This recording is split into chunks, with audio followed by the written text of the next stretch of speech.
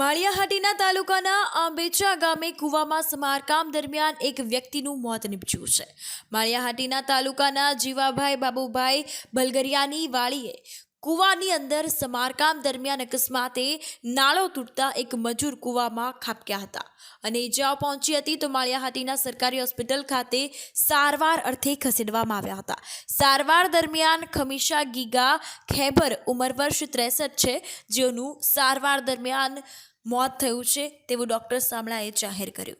મૃતકના પીએમ માટે ફરજના ડોક્ટરે કાર્યવાહી હાથ ધરી હતી। મૃતકના મોતના સમાચાર મળતા સગા સંબંધી ગ્રામજનો માળિયાહાટીના હોસ્પિટલ ખાતે દોડી આવ્યા હતા। પરિવારમાં શોકનું મોજું ફરી વળ્યું છે। આ અંગે આગળની તપાસ અને કાર્યવાહી માળિયાહાટીના પોલીસ દ્વારા હાથ ધરાઈ છે।